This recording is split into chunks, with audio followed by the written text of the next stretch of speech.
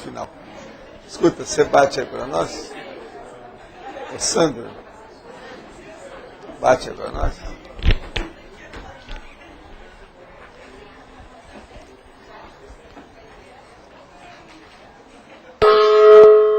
Tertúlia. Minha gente, meu boa tarde. Hoje nós temos aqui a prevalência que está dentro da evolução pessoal, a autoevoluciologia, ou autoevoluciologia, como nós chamamos.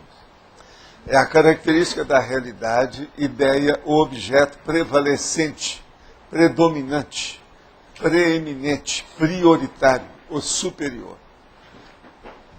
Então, a característica daquilo que predomina. Isso aqui é a prevalência. Agora, a prevalência dos dois hemisférios cerebrais, a prevalência da eutimia, a prevalência da cosmoética, é o que sobra, é o que fica, é o que vale, é o prioritário no caso. A prevalência da holomaturidade, a prevalência da lógica, a prevalência da razão, a prevalência do autosservimento, o índice de prevalência. Você já levantou o índice de prevalência das suas preferências e intenções? A prevalência da estabilidade social, a prevalência da existência conforme a área de manifestação pessoal, a prevalência da publicação da obra-prima escrita na vida da consim intermissivista, a prevalência da interassistencialidade nos esforços da consim com inteligência evolutiva, a inteligência pessoal das escolhas, a prevalência da autossensatez, a predominância dos acertos, o bem comum colocado acima dos direitos personalistas, a sintonia com o colégio invisível dos serenões. Agora, nós temos aí uma série de dados sobre as logias e concluímos aqui. Há prevalências na vida de toda a personalidade. Ponto. O fator prevalecente no alto desempenho da consciência define o mater pensene, o complexo e o saldo da ficha evolutiva pessoal. E aí vem as questões. Qual fator prevalece na vida para você? É sadio, cosmoético e evolutivo? Eu só sei que esse verbete é pílula de vida do Dr. Ross. Pequenina, mas resolve. Ele é até pequeno, ele está com 26, que é o teto, que o teto mínimo é 25, e ele está com 2 máximos, que são fáceis de aumentar. Se a Rosa estivesse aqui, eu ia falar com ela. Pode aumentar aí a sinônimo, hein? Pois é, sinônimo e antônimo. E tem um aqui que eu já vou aumentar mesmo, que é a hominologia. Isso, então, ficaria dentro dos conformes, dentro dos totais que a gente está procurando. Agora, vocês veem, prevalência é aquilo que já existe. O prioritário é aquilo que a gente tem que pensar para ser o prioritário. Agora, a prevalência já é o prioritário quando já é estabelecido. Então, isso é até perigoso. A gente tem que estudar muito o que é que prevalece na nossa vida, ou o que nós damos como princípio prevalecente. Pode falar, Washington. Eu só queria que se estendesse o índice de prevalência, o que você quis dizer? O índice de prevalência é o seguinte: você tem prevalência, por exemplo, dentro da sua consciência política, dentro da sua consciência econômica, dentro da sua consciência de sobrevivência profissional, dentro da sua prevalência, por exemplo, perante o seu círculo de amizades. Como é que você mantém seu círculo de amizades? A prevalência dentro da qualidade da sua comunicação. Eu sou uma pessoa que comunico demais, no entanto, eu não atendo telefone. Olha a minha prevalência, ela é muito específica. Todo mundo tem prevalências específicas. Esse índice, eu entendi, não sei, você pega várias prevalências e, vamos dizer assim, uma porcentagem, o índice seria o que incide em porcentagem nessas prevalências? Seria a demonstração clara, objetiva, teática, quer dizer, teórica e prática, do seu mater pensene.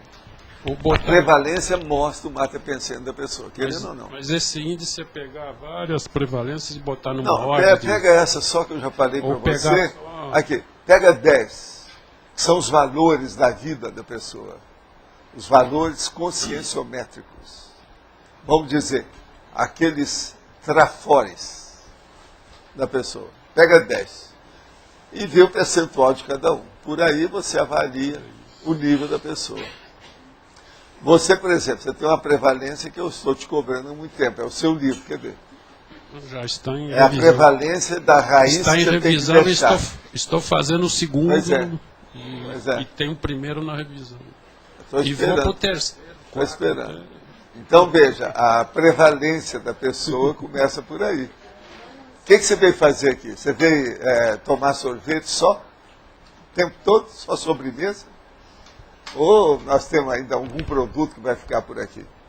Você vai bancar lá o Pitágoras, Sócrates, Jesus Cristo? Não vai escrever nada? Não vai deixar rastro nenhum aí positivo na sua vida? Uma vida tão rica de carcamano eminente que veio da Sicília. Não é isso? Valdo, mas aqui você sabe que a Sicília foi dominada junto com a Itália pelos gregos, né? Você sabe da história. Né? É porque Agora, eu tenho aqui que eu estou estudando aqui o quadro cronológico da filosofia antes da nossa era, com paralelo histórico-cultural. Muito bem bolado. Siracusa, por exemplo, é da Sicília. Era o mundo grego da época. Agora, teve aquele período que o negócio passou tudo para lá. Então, eles começaram a dominar aquela área toda.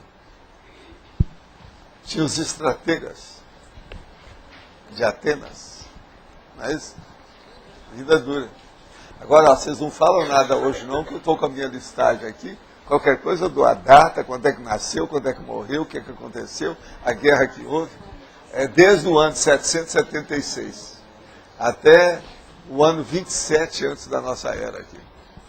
Da Era Comum. O ano 27. Tudo começou com a data tradicional da primeira Olimpíada, 776. E depois, antes dessa era, o Senado abdica de seus poderes e confere a Otávio o título de Augusto, no ano 27, antes da nossa era.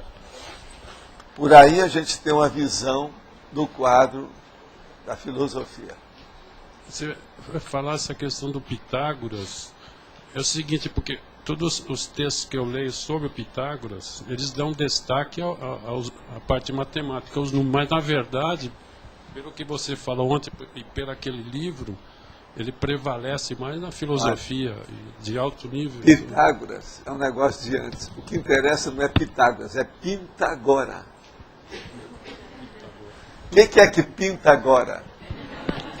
O que pintou antes já passou. Não, mas então a gente tem que debater, mas o que interessa é a parte prática. Aquela similaridade que você agora, falou. Agora, os pintagoras que estão aqui, são esses que me interessam. É vocês. Quer ver o livro? Cadê o livro? Você que está rindo aí atrás, cadê seu livro?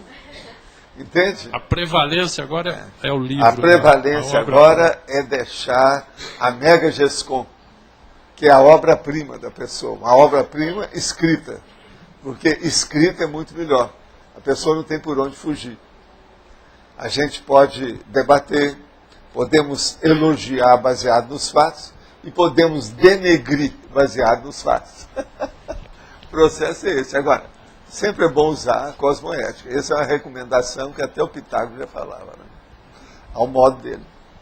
Mas pode falar. A convergência do megatrafor com o mater pensene é a prevalência do megatrafor? Não, é a prevalência do megatrafor se você souber levantar bem os dados das características ou, vamos dizer no caso, do perfil da pessoa, né? Se o perfil for bem aquele dela, você vai mostrar realmente a realidade dela. Agora, aquilo dentro da conscienciometria é uma síntese da avaliação conscienciométrica da pessoa. Agora é a prevalência.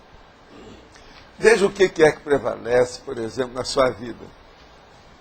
Você deve ter algum interesse seu desde que você era pequenininho. Sim. Pensa o que você pensava aos 9 anos, 10 anos. E olha agora. Tem coisa que está aí. Agora, eu diria para você, há quantos séculos é assim? Nós temos que lembrar que uma pessoa que dessoma, ela não muda nada. O temperamento é o mesmo. Eu tenho examinado isso, que eu conheci pessoas em vidas anteriores e vi agora. Não interessa se as pessoas admitem o que eu estou falando, isso não interessa. Sim. Interessa que eu tenha convicção disso. Quer dizer, é o princípio da... Entende como é que chama o princípio? Descrença. Da descrença. Então, veja, eu sigo esse princípio. Então, por exemplo, não me interessa o que a pessoa acha disso. Agora, por exemplo, ela chega perto de mim, ela não tem noção de nada, e eu sei quem foi ela, é terrível. Agora, o pior não é isso. A hora que a pessoa chega, eu sei quem foi ela nesse corpo aqui, eu vi antes. Isso não é pior ainda, que é a personalidade consecutiva. Sim. Então, a gente nota o seguinte, o temperamento é o mesmo, mas o mecanismo, a máquina, o instrumento de manifestação, esse muda. E a pessoa não consegue ser do jeito que era devido à falta do instrumento adequado. Agora, o que é bom, você nota também, aquelas pessoas que estão num ajuste mais fino e a favor delas, são aquelas que tinham um instrumento pior que melhoraram. E tem aquela que tinha um instrumento melhor que não soube usar e tem um agora pior. Mas ela está mais autoconsciente. Então, com isso tudo, você tem que julgar com a autoconsciência. Então, por exemplo, você vai avaliar a pessoa. Ela pediu para fazer uma heteroavaliação conscienciométrica dela. Você vai fazer hétero, que é você que está fazendo dela. Mas é a auto dela que está sendo examinada. Sim. Então, veja. E ela não vai admitir o que você pensa. Ela, às vezes, não tem noção daquilo. Ela não vai admitir. No entanto, você está certo. Então, veja. Nesse caso, a imagem pública dela está totalmente, muito mais acertada do que a dela que está totalmente errada. A autoimagem, então, da pessoa está no buraco, 0 à esquerda. Essa prevalência, então, eu estou chamando para a pessoa ter uma noção a respeito de si mesmo e a respeito da priorização. Prioridade. Você não acha, por exemplo, se fizer um levantamento de qualquer pessoa e ver a prevalência da pessoa, você não pode indicar para ela, o seu próximo passo agora é esse. Sim. Você vai dar um prognóstico para ela. Prognóstico nós estamos falando porque você já fez um diagnóstico antes. É possível ver o prognóstico. Então, por exemplo, é lógico, uma pessoa, por exemplo, igual a Kátia, escreveu um livro. Agora eu vou esperar e vou cobrar dela a Mega Gescom, que vai ser a obra-prima dela. Tá certo? Vocês se emendaram aí, o que é isso? O que houve? Isso é frio, é isso? Só a prevalência na infância ela é muito séria com relação às vidas anteriores ou até mesmo ao curso intermissivo. Não, ela é mais séria ainda a respeito da mesologia, principalmente a força da influência e da pressão da família sobre ela e o meio ambiente. O meio ambiente que eu estou falando quer dizer o ambiente, a mesologia, a ecologia, o holopensene, como eu chamo, a atmosfera de vida. Isso às vezes é muito importante, porque, olha, uma pessoa vem, ela arranja um corpo, o corpo até é mais ou menos bom, mas ela está totalmente cerceada e tolhida dentro de casa por uma mãe superprotetora ou um pai que é um cérbero, é um carrasco dentro de casa. Aquela pessoa vai minguar. E na infância, aquilo pode criar uma série de trafares, de defeitos, de invirtudes, de vício no modo dela reagir perante a sociedade. Estorra tudo, piora tudo. Você não acha? Tem lógica? Então, na análise dessa da infância é bom trabalhar bem fortemente também a influência mesológica, para poder descartar isso. E outra na coisa, a pessoa vem, ela tem tudo novo. Ela tem as energias novas, um soma novo, a genética nova, um ambiente novo e a influência de tudo em torno dela também uma influência nova. Por quê? Você vai falar assim, não, a pessoa, por exemplo, ela renasceu na mesma árvore genealógica. Então, é uma série X, no caso aí, que está vindo continuada, consanguínea. Mas isso não quer dizer nada. Não são as mesmas pessoas da mesma época. Ninguém tem os companheiros da infância os mesmos da vida anterior. Isso é praticamente impossível. Isso nunca ocorre. Jamais acontece. Com isso, então, muda muita coisa. Por causa das influências horizontais, que é a influência da mesma idade. ela influi demais. Generalizar nada disso, que depende do temperamento da pessoa, o que ela quer, como é que é. Eu recomendo aqui para a maioria das pessoas que trabalhem na área da saúde, que a pessoa sim é obrigada a acertar de algum modo, nem que seja uns 5%, que vai ajudar os outros a fazer assistência. Por isso que eu tenho falado muito, para a pessoa trabalhar nessa área. Agora, se não pode, entra na área então da pedagogia, vai ser professora, ajudar os outros. Através de esclarecimento também ajuda, né? É um tipo de... Agora, deixar outras profissões tem demais, mas deixa para os outros. Quem gosta disso. E outra coisa, pegar a profissão que seja mais intelectual e menos cerebelar. Isso às vezes é importante. Entendeu? Você sabe, você pode pegar uma profissão, você pode ser cortical ou pode ser cerebelar. Você pode ser intelectual ou pode ser operário braçal. Depende do que você vai fazer. A medicina hoje, então, está bem clara. Você vê quem são os médicos que são operários e quem são os médicos que são intelectuais. Você vê direitinho. As especialidades classificam, demarcam a pessoa. E assim é tudo. Jornalismo, a mesma coisa. A internet já voltou. Então, ó, sorria que você está sendo filmado, tá certo?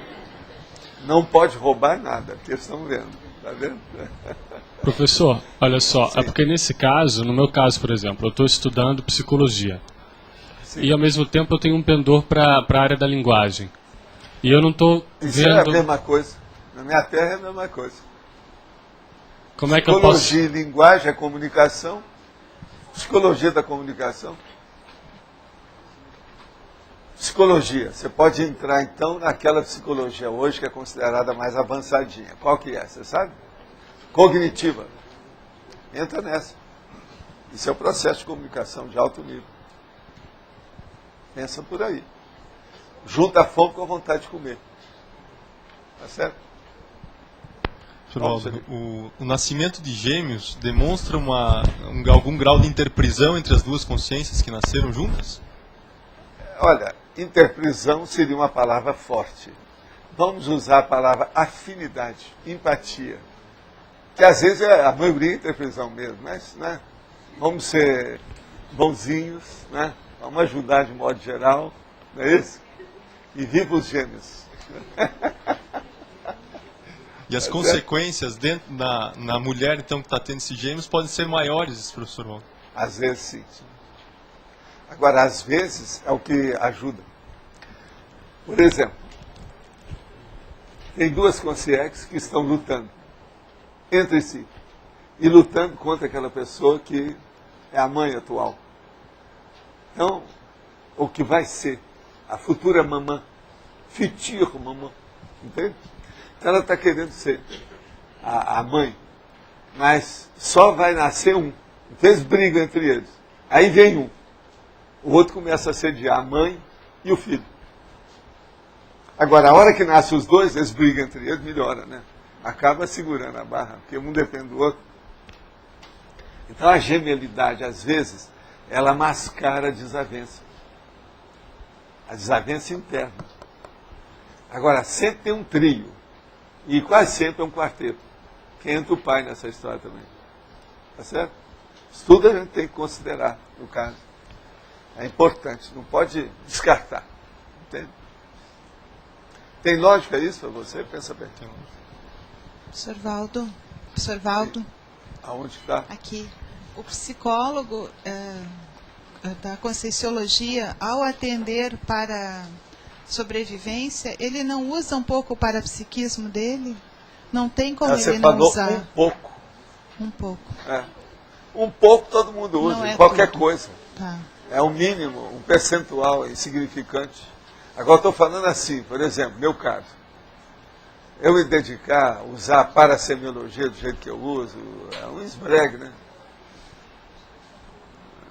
Como é que é? Vem a pessoa, já sei até antes de chegar o que acontece, já teve caso meu, horrível. Agora eu vou cobrar para uma coisa dessa? Eu tinha que cobrar a minha parte de locutor. Entendeu? Locutor é menor do que o cara que escreveu o drama. Tá certo? E eu sou um locutor pobre. Tá entendendo? Nesses casos. Professor, Eu não posso cobrar isso. na estrangeirismologia, poderia ser colocado ali top of mind também?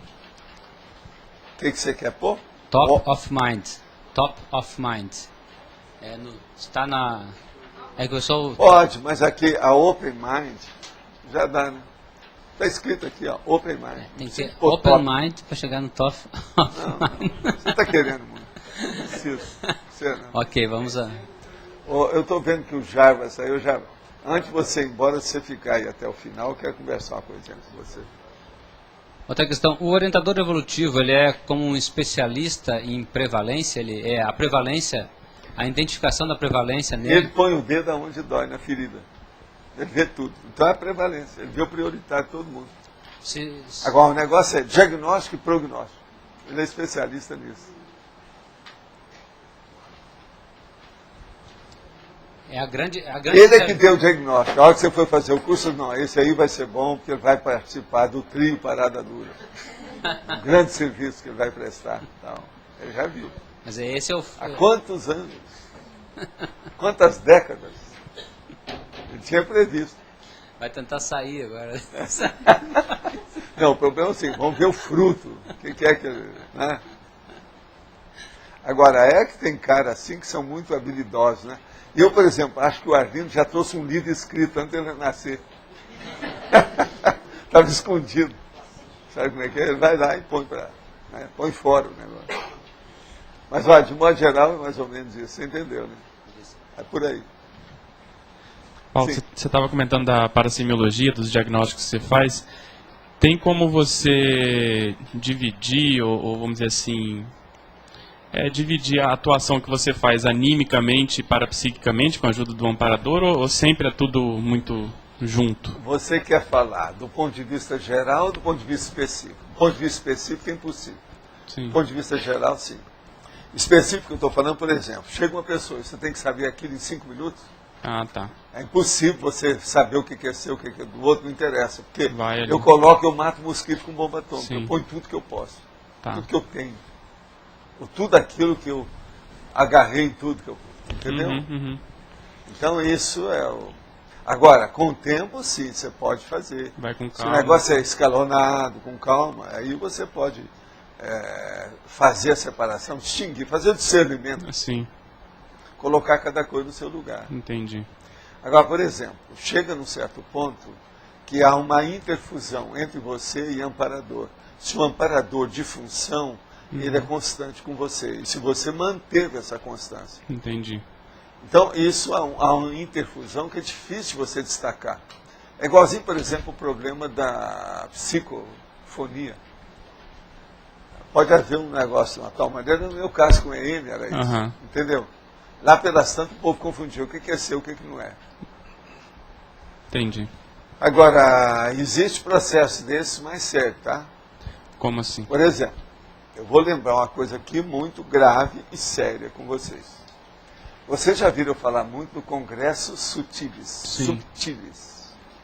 E tem um processo de íncubo e súcubo, que hoje isso é uma lenda, eles acham opção de coisa. Mas isso tudo você sabe. Se for apurar, isso tudo é real. Essas coisas todas acontecem, que é o processo de assédio. Isso aí é um aspecto patológico, tá certo? Mas vamos considerar agora outra coisa. Vamos supor que tenha a influência, por exemplo, de amparador no ato sexual. Como é que fica? E você pensa que não tem? A gente não toca nesse assunto, porque senão toda prostituta vai chegar e falar, não, eu só tenho amparador. Não dá. E o É um caso tabu é esse. também. Agora, por exemplo, que existem esses casos mais raros, esporádicos e positivos, existem. Sexo e comida, há muita diferença? Pois é. Agora, nesse Gente, caso... veja bem, eu estou falando sexo e comida. Gastossoma e sexossoma. Você não acha que isso junta muitas pontas, tem uma opção de coisa? Nesse caso... Então vamos devagar com a Andor. Agora, por exemplo, do jeito que é que tem, eu tô só mais uma observação. Do jeito que tem a psicofonia, que seria uma semi-possessão benigna, existe a semi-possessão maligna. A mesma coisa. Você entendeu? Entendi.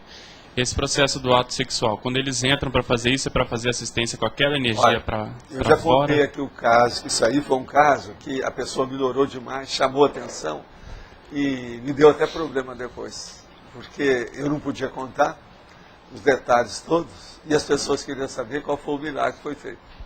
Mas o caso é o seguinte, o cara ia casar. Na hora que ele ia casar, uma moça muito inteligente, bonita, esplendorosa, sexy, está entendendo? Minas Gerais, você sabe que não é fácil, a mentalidade, o processo todo. E já na fase do noivado, a dona morre. Aí o cara ficou chupando todos os dedos com aquela situação, uma dor de cotovelo terrível, uma força absoluta. Aí tem uma moça e várias moças, que o rapaz era muito bom, uma pessoa muito inteligente, bem situado na vida. Enfim, em Minas Gerais, era um bom partido para o melhor negócio do casamento. Então, todo mundo atrás dele. Aí pinta uma moça, eu vejo que a moça era boa, aí eu viro para ele e falo assim, vem cá, vocês vão ter sexo antes do casamento? Ele falou assim, sim. Então eu vou te dar uma dica. Você vai pensar na noiva que morreu na hora que você estiver com ela na cama. E ela vai ajudar você. Porque ela vai entregar você para outra. Vai fazer a apresentação do assunto. E aí você não tem jeito. Você vai ficar vendido de uma tal maneira. E você vai sentir a presença das energias dela no caso. Porque eu falo assim, não, mas eu não me interesso por mulher desde que ela morreu. Eu não quero saber disso. Você sabe que tem esses casos. Uma pessoa quando está assim, um homem, por exemplo, quando está assim, você pode arranjar a maior cafetina do mundo, o cafetão maior do mundo, aquela pessoa que mexa com tudo quanto é tipo de prostituta, arranjar aquela prostituta que é capaz de dar um orgasmo para a estátua. E você coloca aquele cara lá, coloca o cara e ele não funciona. Aí a prostituta vem para você e fala assim, olha, ele não adianta, porque ele está apaixonado. Ele só pensa nela, não tem jeito, não resolve.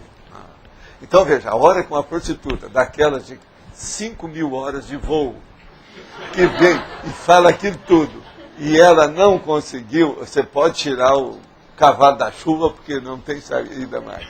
Mas existe aquele caso, então, que eu expliquei isso para ele, e o caso dele era justamente isso, e ele fez. Na primeira vez ele não conseguiu. Na segunda teve uns problemas. Você sabe, negócio das 6h30 e tal. Mas na terceira tudo funcionou certo. E ele notou a presença da ex-noiva dele. A partir daquele momento, a ex-noiva começou a ajudar a futura esposa dele. Eles se casaram, tem filhos, a coisa tudo deu certo. Agora, você vai perguntar, ela teve alguma filha? Que o povo sempre pergunta para ver se ela é. Não, não teve e ela não renasceu. Não tem nada a ver com isso. Agora, por que ela dessomou assim nessa condição? Ela dessomou que era um processo de mini-proex. Aquilo foi tudo tratado. Positivo. Ela depois começou a dar uma série até de mensagens, etc. Ajudou muita gente. Bacana. Não é bem exceção, não. É exceção do ponto de vista de conhecimento. Mas que os fatos ocorrem com muito mais frequência, é fácil. Não, não é não, é gente... Eu fiquei imaginando, porque assim, no comum das relações, professor, mesmo a pessoa, né, tendo dessomado, mesmo o afeto, paixão que seja, que ele nutria por ela, e ela em retorno, eu imagino que seja uma situação exceção, porque tem um grau de não possessividade. Pergunta para as duplas aqui formadas se para elas seria fácil atuar nessa condição da consciência. Não é mais fácil, você está pensando. Por que é mais fácil? Devido à força da consciência lúcida. Lúcida, não possessiva. Hein? Lúcida, não possessiva, não deixando assim... Mas lúcida quer dizer não possessiva. Não preciso falar que não é não possessiva. Se ela é possessiva, não é lúcida. Na minha terra... Daí porque eu mencionei que seria uma vamos situação de falar exceção. uma do Papiniano nessa história. Não, professor, por isso que eu mencionei que, pelo menos dentro da minha média estatística, pergunta para o Antônio, é raro. Não, isso aí não é o caso. Teria um grau de não possessividade. Se fosse comum, muita coisa ia consertar. Mas agora, não é também assim tão raro como pode se pensar, não. Quem mexe com o processo parapsíquico vê de tudo. Agora, esse caso foi muito chato, porque depois teria que explicar a coisa. E eu não podia ir contra a personalidade do homem, uma pessoa de muita energia, grande força presencial. E outra coisa, ele chamou a atenção por causa disso, que ela é uma pessoa muito forte nos negócios, no trabalho dele, em tudo isso. De uma hora para outra, o cara mingou, estiolou, definhou. Furaram a boca do balão lá, ao contrário, né? Esvaziaram o sujeito. Então, de uma hora para outra, melhorou a situação. E deu certo. Agora, a moça, a segunda, é super inteligente. É intelectual, alto nível. Ajudou muito. Consciente também desse processo? A esposa? Mais tarde a gente espinicou. Mais tarde. Mas durante o período, não. Professor, uma mulher não pode saber de um caso desse durante o processo. O ciúme extrafísico é um fato. Gente, tem muita mulher que tem ciúme retroativo. É isso aí. Agora, nesse caso, não é só retroativo, ele é simultâneo. Então é um negócio sério. Tem de tudo. E também, no caso, quando a pessoa tem relação sexual, e ela tem a relação completa, e tem um orgasmo, mas ela não sente aquele prazer normal do orgasmo. Parece que o troço é chupado. Assim. Mas isso aí é o chamado, o processo a pessoa tem que tomar um engove para melhorar. Ela está com ressaca sexual devido o orgasmo simultâneo e também aquilo que foi absorvido, foi sabotado. Mas essa absorção, ela pode ser positiva e negativa ou é sempre negativa? Não, é sempre negativo. Duas pessoas têm que resolver as coisas entre elas. Se tem uma terceira, precisa de ver. Essa terceira tem que ser um auxiliar, um ajudante, um evoluciólogo, um serenão para ajudar. Quer dizer, tem que ser uma mãe não protetora, mas de alto nível, um pai não protetor, mas de alto nível. Senão não vai. O processo é esse. Porque senão, na minha terra, o nome é outro, é orgia. É outra coisa. Isso aí já é sério. Mas... professora Cadélio, tem um filme interessante que é o No Te Mueras, Sin Decirme a Dónde Vas, que tem um episódio em que acontece isso. Então, eu não tinha entendido muito bem aquele episódio, né? Porque a Consex, ela chega a acoplar com a esposa lá para o rapaz começar a gostar da esposa também, né? Então, achei interessante que explicou mais claramente esse episódio. Mas filme. Eles ajudam muito isso. Agora, eles ajudam porque, às vezes, se a consciência é boa e ela precisa de ajudar, é para ela se ver livre do assunto, que ela tem que seguir o destino dela e fica presa com alguma coisa que aconteceu. E às vezes ela não tem uma culpa séria dentro daquilo. Aquilo estava mais ou menos programado. O que vai fazer?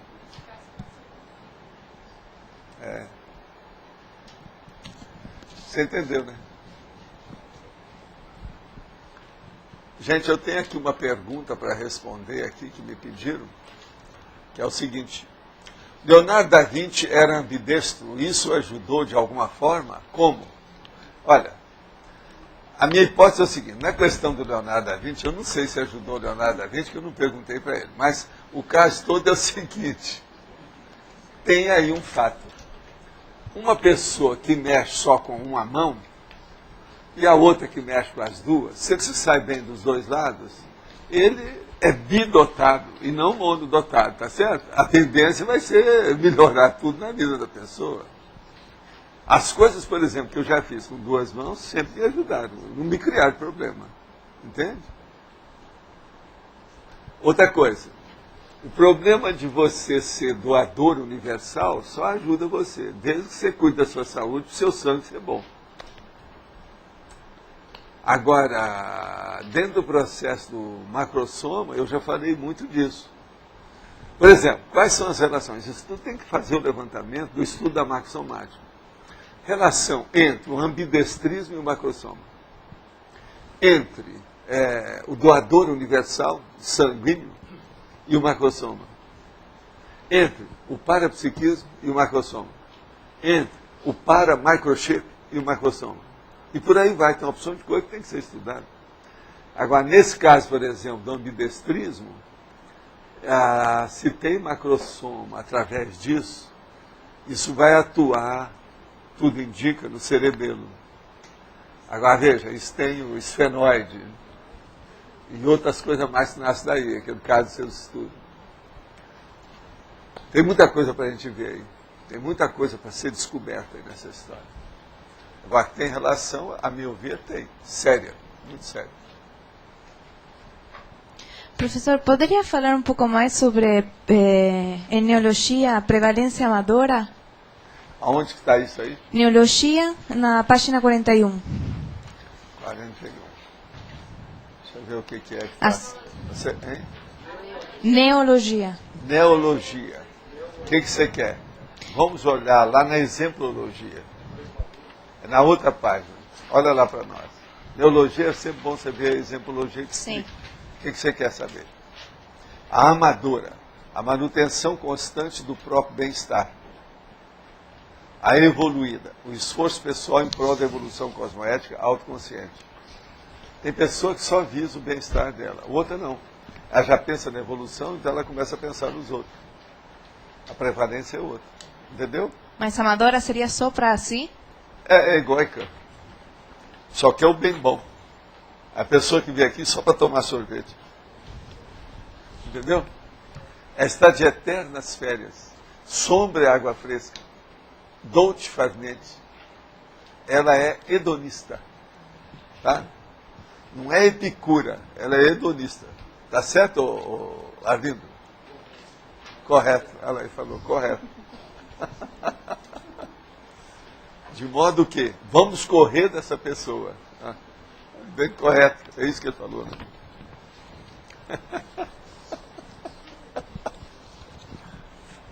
Mas vocês então entendem nessa questão, por exemplo, aí, se a pessoa tem um ambidestrismo, isso pode ajudá-la, mais do que prejudicá-la. É aquilo do quod abundat non nocet, aquilo que ultrapassa, desde que seja sadio, não vai fazer mal. Não pode ter um excesso absoluto. Esse excesso absoluto, ele sempre prejudica. O excesso absoluto é sempre prejudicial, mesmo quando é uma coisa boa. Por exemplo, muitos de vocês já erraram muito porque estão numa fartura danada. Se tivesse um pouquinho mais de pressão, talvez fosse melhor. Agora, tudo é carro dramático. Entende? Carro e dramático. Valdo, eu queria que você analisasse desse exemplo. Você tem uma prevalência mater e outras prevalências em volta dela. Sim. Dá para dar um exemplo? Uma prevalência que mata é o belicismo, por exemplo. A tendência da pessoa para o processo do belicismo. Você vai falar com ela e fala assim, não, eu sou da justiça. E às vezes ele é mesmo, é da justiça. Mas ficou só na prevalência da justiça, a pessoa está perdida. De vez em quando ela tem que usar uma certa misericórdia, porque nós somos animais imperfeitos. A gente não pode ter qualquer prevalência divina ou de Deus. Isso é só o Papa que tem essa veleidade, essa loucura. É o Papa, o príncipe, a rainha, o rei. Eles acham que são os tais. E também o capo de tutti capo da máquina, ele acha que é o tal. Eu digo aqui no nosso caso, aqui, né, cumprindo o curso intermissivo, cumprindo a PROEX do curso intermissivo. Você tem uma prevalência maior, mater, e outras, por exemplo, você está escrevendo verbetes, tem que ter outras prevalências. Ou eu tenho uma série de livro, prevalências, né? A minha prevalência maior atualmente é combater certos trafares meus que são muito empedernidos, muito recalcitrantes. Essa é uma prevalência que eu tenho. Para isso eu anoto no papel as coisas que eu tenho que fazer. E eu ponho desde as mínimas coisas. Por exemplo, não posso estar comendo certa sobremesa que eu sempre quis. Na minha idade é um monte de coisa que você tem que fazer assim. E isso é um esforço. Você está habituado aí há 60 anos a ter um hábito. De uma hora para outra você tem que mudar aquilo. É um choque. Agora, o problema é você minimizar. Não, é a raposa com as uvas. Ah, é tão podre. É uma saída. Entende? Às vezes é o que minimiza. Então, você tem que fazer o meia-culpa e fazer também o exame de contrição. Contrição. Contrição. É que é o pior ainda. Exame de contrição. É isso? Pois é, era obrigatório profissionalmente para você, não é isso? Sim. Exame de contrição. Não é fácil. Agora, tem gente que está fazendo o exame de contração. Mas fala, Ivanildo. É sobre a parasemiologia, que você disse que tem momentos que não é possível identificar o que é do extrafísico, o que é seu. É muito rápido. Aquilo é relampagueante. Quando entra no nível da autoconsciencialidade funcionante, ela predominando, tudo é muito rápido. Então, você não vai pensar o que é nem nada. Depois que passa, tem que ver o que sobrou. Eu gostaria Porque de saber... tem que ajudar aquela pessoa. Assistência tem que ser feita. Na produção de um livro, na escrita de um livro, isso pode ocorrer também ou não? Pode, mas é que o livro é mais cadenciado, tem tempo, a coisa vai no slow motion, né? Devagar, quase parando, né? O que está acontecendo aí com muita gente. Então, como é que é? Mas parado, quase andando. O que acontece com outros. Mas eu quero saber assim, quando a pessoa está naquela linha de produção, captação de ideias originais, contato com a central da ela não deve parar e deve abrir o campo, abrir o caminho, abertura consciencial, para que ela tenha isso em reação em cadeia. É o Cipriani. Mas aí, no caso do livro, a pessoa sempre sabe o que é dela, o que é do amparador, o que é do extrafísico ou não? Às vezes uma coisa ou outra só, não tudo, é difícil. Porque eu tenho um problema também das fontes, né? Ela estudou isso em qual fonte? O professor que ensinou para ela, o autor que ela gosta demais do livro, aquela bibliografia que ela tem baseada na biblioteca dela, isso tudo influi, né? E a doação de direitos autorais tem relação com essa questão do extrafísico, que tem ideias do extrafísico também? A relação de direitos autorais é a pessoa large. Isso aí já tem relação com a base do mater pensante da pessoa. Não tem Se ela doa aquilo e não fica chupando o dedo, ela não reclama. Porque você sabe, doar é uma coisa que você doa sem fazer qualquer observação. Se a pessoa fez uma coisa, ela não está doando. Ela está entregando porque não está com jeito, não está podendo carregar. É aquele negócio que eu falo. Então, aí muda tudo. Agora, eu pedi para a Mabel, para ver a etimologia de mega doação. Essa ainda não tem, não. A mega doação é baseada nisso. Eu dou 10 exemplos de mega doação. Uma delas é o processo a doação dos copyrights, ou seja, direitos autorais, que hoje eles gostam de falar, são os direitos patrimoniais intelectuais da pessoa. Isso é muito sério. E eu recomendo sempre que a pessoa, na questão do livro, dê edição por edição, e não dê definitivo em nada. Tá certo? Só depois. Se ela chegar na certa idade, ela pode doar aquilo definitivamente para um editor, uma coisa. Vai ficar para as próximas. Mas às vezes é bom edição por edição. Eu tenho experiência disso. Valdo, a ambidestralidade afeta a intelectualidade da pessoa, além do cerebelo? Afeta tudo. Ela tem muito mais mobilidade, ou seja, a capacidade de versatilidade e de polivalência se expande. Mas essa Outra coisa, aquilo que eu já falei aqui antes. Generalismo, cosmovisão, atacadismo consciencial, ela é plurívoca, multifacetada. Mas não é cerebelar? Como é que entra na parte cerebral? A cerebelar entra pelo seguinte, você está pensando uma coisa muito boa aqui, chega aqui embaixo, não tem nada funcionando. É o cerebelo, ele trava tudo, como é que faz? O cerebelo, para muita gente, é o mega assediador. Olha a turma do jiu-jitsu, tudo tem cerebelo, são dominados pelo cerebelo.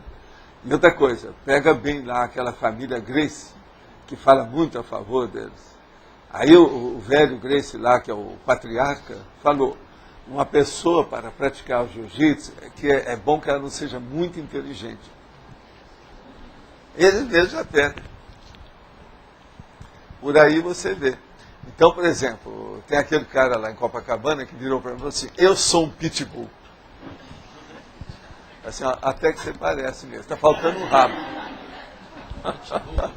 Brincando com ele, mas ele estava sério. Eu sou um pitbull. Eu sei de ver a posição. Eles parecem todos uns robôs, né? É aquele negócio das articulações daqueles robôs que tem das crianças. Esse camarada com o tempo fica parecendo que tem um robô, é tudo assim. Seria o legítimo pitburro, né? É, pitburro. É. Professor, quais são os principais fatores ou trafares que podem atrapalhar uma prevalência positiva nessa vida intrafísica? O que mais atrapalharia? Tudo é um processo dependendo do egocentrismo do adulto. Aquele egocentrismo infantil que é normal, que é o da sobrevivência, é o processo da pessoa permanecer defendendo a vida do corpo, que permanece depois na adultidade de uma maneira egocêntrica total. Isso aí é que prejudica tudo. Aí é que vem a usura, que é a avareza, entende? E as dependências disso, tudo mais. Processo de inveja, o orgulho muito acendrado, muito forte. Outra coisa, a centralização de tudo na pessoa, entende? Pode ser um resquício da liderança mal trabalhada também em vidas passadas, né? Essa liderança mal trabalhada é que leva a pessoa para a autocracia, o totalitarismo, a ditadura. Vamos estudar a ditadurologia, que eu já escrevi sobre isso. Processo sério. Olha aí o Fidel Castro. É um exemplo, um mau exemplo da situação. O homem tem uma força presencial muito forte. Ele empalmou e tapiou esse povo todo, quase 50 anos. Tanto a população de Cuba como o povo de fora. Um país que hoje, com todas as coisas que todo mundo evoluiu, está com 11 milhões de habitantes só. É uma ilha. E outra coisa, uma parte da ilha, os inimigos deles é que tomam conta, é Guantánamo, tudo lá dentro, como é que é possível? Então veja, aquilo é apenas uma edícula dentro da casa dos americanos. No fundo do quintal, arranjaram Cuba. No entanto, lá tem mais força e conversa de igual para igual com a Casa Grande e a Senzala. Entendeu? Porque lá o Bush é a Casa Grande, né? Ele seria a Senzala lá para o Bush. No entanto, ele às vezes tem mais força. A Senzala fala mais alto do que o senhor, o amo da Casa Grande. Agora, então, você veja, isso o que é? É aquele egão violento, enorme. E outra coisa, tapiação de tudo quanto é jeito.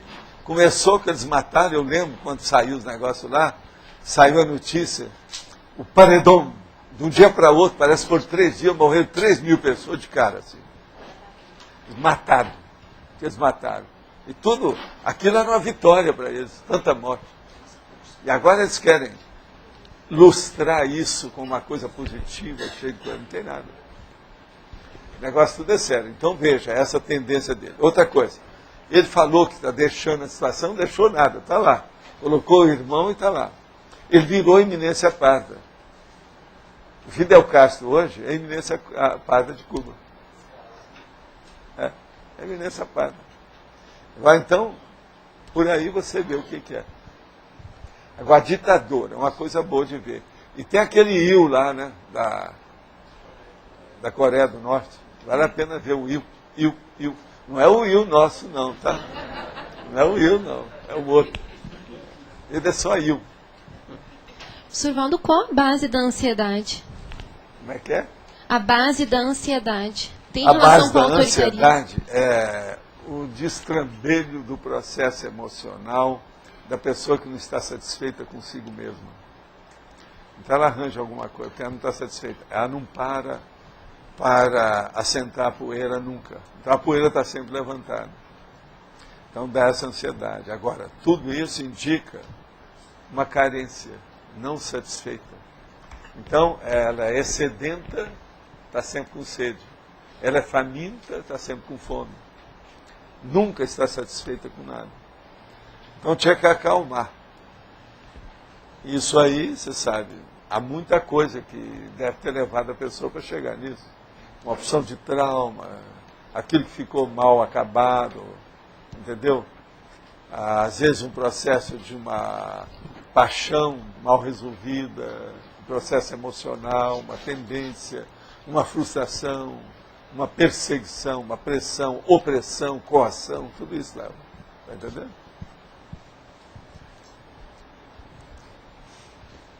Sim. Ah, ele está querendo lá um micrófono. Sr. Valdo, o senhor falou do hedonismo em relação à prevalência amadora. Tem o outro lado, né, o outro extremo do hedonismo é o anedonismo, né, a anedonia. Para a gente não ficar indo de um extremo para o outro, que os dois são patológicos. Eu já trouxe um verbeto sobre a anedonia, já? Anedonismo? Mas está íncito. Ou a anedonia, anedonismo e outras coisas mais, eu já falei nos grupos nosográficos, para mostrar as coisas. Parece que foi naquele de aborrecimento, outras coisas mais assim. Mas e daí? Mas assim, para a gente não ficar indo de um extremo para o outro, o que deve ser mais levado em conta? O discernimento, aquilo lá, num quarto, autodiscernimento. Você tem que discernir o que é o melhor, daquilo que é o pior, o que é o hoje daquilo que é o passado. Geralmente a pessoa está nisso que ainda está vivendo o passado dela. A gente não deve reviver o passado que não presta. O passado que não presta, nós temos que acabar com ele. Fazer ações que possam equilibrar aquilo que a gente deixou errado. Agora, muita gente quer levantar o passado para repetir as bobagens do passado, não pode. É aí que vem o engano. É assim que a pessoa erra mais. Agora, temos que ponderar tudo. Tudo exige reflexão. Não devemos fazer nada de afogadilho, sabe? É uma coisa assim precipitada, impulsiva. Em Brasília eles gostam, os políticos gostam de falar assodada, com assodamento. Então nós falamos karma, ego-karma e grupo-karma. Então karma, ego-calma, entende? Grupo-calma. Então é a grupo-calmaria. Agora veja, ela tem que ser produtiva, prolífica. Ela tem que ser edificante. Você não pode ficar de braço cruzado. O hedonismo, de modo geral, é uma espécie de dolce far niente, é o braço cruzado. Entendeu? Eu chamo isso também de boavidismo. Entende? Boa vida. É uma palavra até bacana, né? Boa vida, né? Mas não significa muita coisa boa, não. E já a anedonia tem muito a ver com autoculpa, com não se permitir... Tem. Agora aqui, ó, eu estou falando alguma coisa que às vezes pode ajudar. Algum lugar aqui, a gente está explicando certas coisas disso, que pode ser mais avançadinho o processo. Tem que ver tudo isso que eu falei aqui, principalmente na fatologia. Agora, chega ao índice da prevalência. Vê se ele é positivo ou se é negativo. Como é que está a situação? A maioria da turma dos intermissivistas, cognopolita nosso, tem um índice de prevalência positivo. Principalmente aqueles que aguentam ficar em Foz durante muito tempo. Se uma pessoa está aqui conosco há 5 anos, ela tem um índice positivo. Senão ela não aguenta a gente. Não é porque nós estamos puxando a orelha da pessoa, não é nada disso. Por causa do holopensene que tem aqui. Por quê? Ela não pode viver aqui e se sentir um corpo estranho. Ela tem que viver bem acondicionada ao holopensene. Como o holopensene nosso, a tendência dele é sempre para cima, é proativo para a evolução, essa pessoa tem que ser assim, porque senão ela não aguenta ficar aí 5 anos. Não tem lógica? E vocês notam que é isso. Você está aqui há quantos anos? Pois é, está vendo? O Alexandre é exemplo disso. Esse é mais tranquilo, está com a vida mais ou menos assentada. Ele é um exemplo disso. Outra coisa. Invex. É isso? Invex.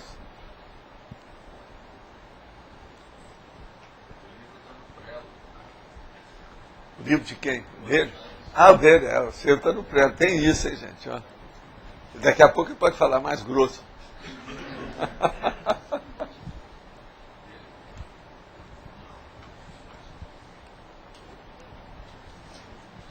Quem é que é o microfone?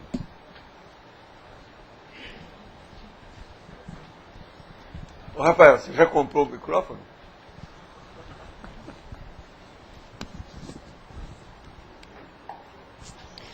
Se tiver alguma das nossas empresas, não tem 50 empresas nossas aí, se tem algum que vende microfone.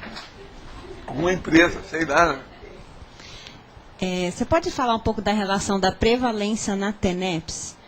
Como é que se dá essa questão? A prevalência na TENEPS, ela tem uma progressão positiva muito grande com o passar do tempo. No início, por exemplo, pode prevalecer ali apenas certas circunstâncias do passado recente da pessoa. Agora, depois aquilo vai chegando a um certo ponto que vai saindo dela.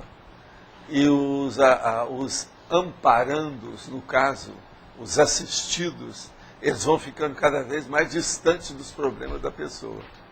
No início ela tem que ser assistida demais, e o povo está em torno dela. Depois aquilo some. Esse é o motivo que os primeiros 6 meses são muito egóicos. E aí que estoura tudo, cria problema, etc. Tal, se a pessoa não está preparada para aquilo. Agora, com o passar do tempo, aquilo vai se distanciando dela. Então não fica mais na mosca. Vai para o 3º ciclo, o 4º ciclo, depois da mosca, dentro daquele alvo. Então a assistência ela começa a diluir com respeito ao ego da pessoa. E aquilo vai melhorando a qualificação da assistência. Porque ela fica cada vez mais despersonalizada, a assistência. Isso é muito importante. Então, passando esses 6 meses, poderia, digamos, abarcar mais as pessoas que ela tem contato no dia a dia? Os primeiros 6 meses são praticamente egocêntricos. Ou, se você quiser, egocármicos. Depois ele começa a diluir. Vai chegar um ponto que vai ficar grupo kármico. Então, em vez de ficar só com a pessoa, ficam os familiares, gente mais chegada, o círculo de relações sociais. Passa um pouco, então ela vai começar a entrar na policarmalidade propriamente dita. Aí já tem uma opção de gente que nessa vida não tem mais relação nenhuma com ela. Ela vai atender uma pessoa que faz 500 anos que ela não via aquela consciência. Aí já mudou tudo. E outra coisa, não via devido ao problema da outra consciência, não o problema dela. Aí melhora tudo. Então veja, essa prevalência, principalmente do ponto de vista da qualificação do nível dela, varia muito de pessoa para pessoa, tá certo?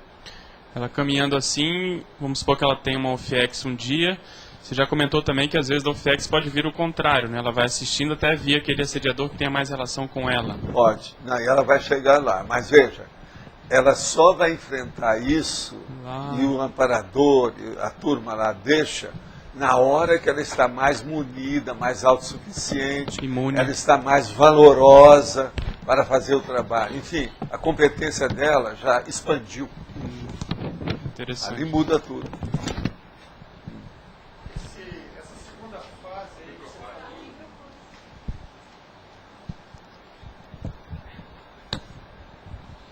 Essa segunda fase que você falou, depois dos 6 meses, isso tem uma média também de duração?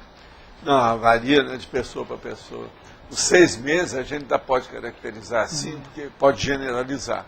Mas a segunda não, depende, varia. Por exemplo, tem gente que tem uma família de 3 elementos, tem outra que tem uma família de 100 elementos. E é lógico, se a pessoa está mexendo, outra coisa. Tem pessoa que mora numa casa, só ela e o companheiro ou a companheira. Tem outros que moram numa casa que tem 22 pessoas, como é que faz? Fazer TENEPS ali? Não é poeira que levanta, levanta tudo, é aranha, barata. levanta o que tem, tudo vai para o ar. Besouro, né? Que é aquele bichinho que ninguém sabe como é que ele consegue voar. É o peso maior do que a capacidade das asas. Né, que... Mas as características ainda da quantidade, profundidade. Não tem como. Difícil de caracterizar. Agora, sempre tem, né? Uma família maior vai demorar mais tempo. Uma família menor mais rápido. Não tem nem, esse tempo não tem nem como saber. Assim. É 5 anos, 15 anos, 2. É difícil. Acho que cada caso a gente tem que perguntar para a pessoa. Mas, como é que é?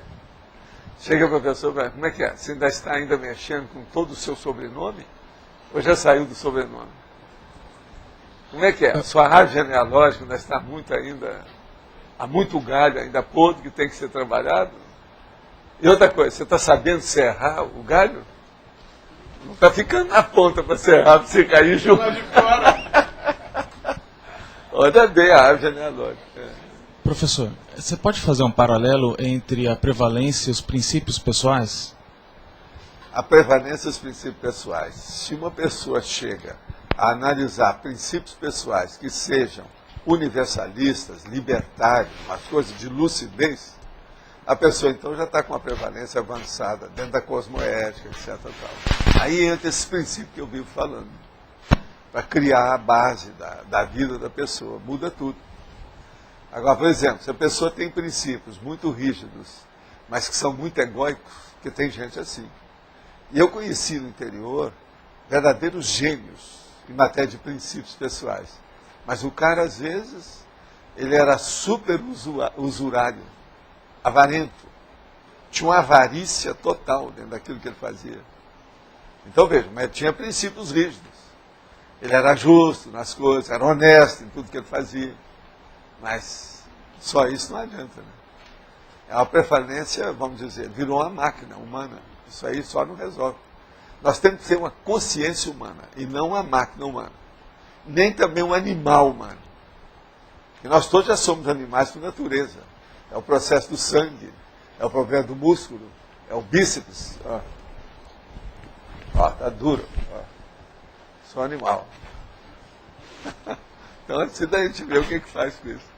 Você já acompanhou pessoas fazendo, dentro desse processo de reciclagem, eles dissecando esses princípios e alterando esses princípios? Já vi alterando ele mesmo para ele. Tem alguns que querem fazer média.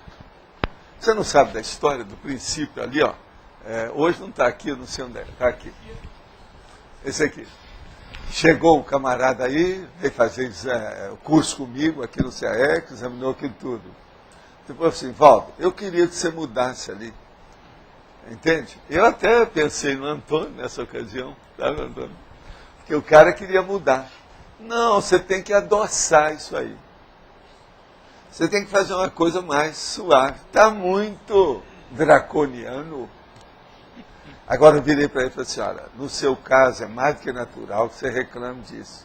Que é impossível onde você está, em todo o trabalho que você faz, de levar esse princípio para lá. Agora, ó, se você vai falar da pessoa fazer experiência pessoal com descrença, não tem jeito de você adoçar. Ou você faz assim, ou senão você está piando você e os outros todos. Agora, ele era secretário de uma administração de uma cidade grande aqui do Sul. Agora, um político vai poder colocar isso lá no trabalho dele? É impossível. Agora, ele queria adoçar. E eu falei com ele, faz aí a listagem do que você acha. Ele escreveu umas 5 fórmulas para colocar. Não acredite em coisas disso e daquilo, não sei o que é. Não acredite nisso. Eu falei assim, ó, seus eufemismos estão muito frágeis. Eu sou capaz até de melhorar isso aí para você, para ficar do seu lado, mas não dá. Então você veja, há toda essa configuração de personalidade, né? A gente tem que entender esse povo. Essa pessoa, a gente não pode dizer que ele seja ruim nem nada, não. Tem gente aqui até que conheceu essa pessoa mais de perto, viu certas coisas. Isso está explana o temperamento da pessoa, né? Isso é evidência. Coloca, não é só o temperamento, coloca as intenções dela, as intenções óbvias. por trás. Não tem jeito. Então a política dele é a política do PT, né? Esconder tudo. Tá na cara. Ele não era bem do PT, não, mas já estava arrumando, porque já faz alguns anos. Estava se preparando, né, para entrar no PT. Sr. Valdo, a gente poderia fazer uma analogia ou dizer que existe uma prevalência específica de paratecnologia para uma pessoa ou alguma prevalência de tipos de paratecnologia de maneira geral? O senhor, por exemplo, tem alguma paratecnologia que prevalece no senhor? Não, o processo mais sério na paratecnologia hoje, nesse nível que nós estamos, assim, de uma relativa lucidez, é o paramicrochip. É o mais avançado que tem. Esse é que prevalece. Agora, isso aí aumenta mais. Mas tem uma coisa muito séria, que nós ainda vamos demorar muitas décadas para mesmo a nossa turma entender bem isso, são as centrais extrafísicas, né? Eu acho as centrais muito difícil do povo entender. Após um momento, ela pode prevalecer também. Não, e a pessoa estabelece um gap entre ela e a capacidade da central. Ela não se põe num nível que ela possa acessar. Por isso ou por aquilo. Às vezes, quase sempre porque ela não quer fazer, abrir mão de certos dados, tendências. Então ela sabe que aquilo não funciona com ela. Se uma pessoa já pede alguma coisa e sabe que não vai funcionar, isso é uma auto-hipnose. Essa autossugestão que ela está fazendo já inibe tudo que vai acontecer.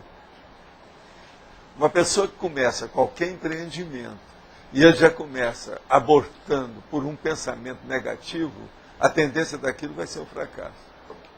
Ela tem que começar com um pensamento positivo, abrindo o caminho dela e não fechando. No caso das centrais, nesse caso, né? As centrais é justamente isso.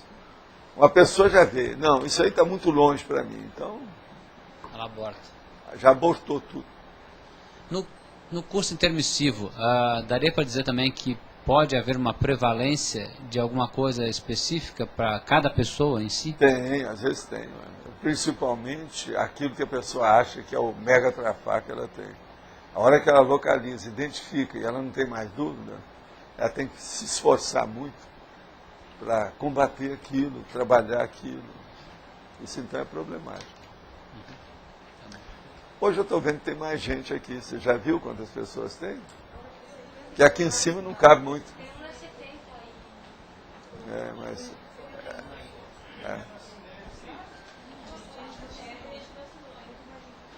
Tem muita gente que não assinou ainda. A gente vê. Agora, você tem algum recado que você quer dar alguma coisa por agora? Não? Tá certo? Eu quero dizer para vocês hoje, ainda tem ainda meia hora ainda nós aqui, mas amanhã e domingo nós vamos falar sobre 5 ciclos. Hoje é sábado, não tem eleição, vocês sabem. Agora amanhã vai ter eleição para terça-feira que vem. Agora aqui estão me perguntando umas coisas, é preciso de ler isso aqui, que eu não estou sabendo o que é aqui com calma, essas letrinhas aqui eu tenho que ver com calma.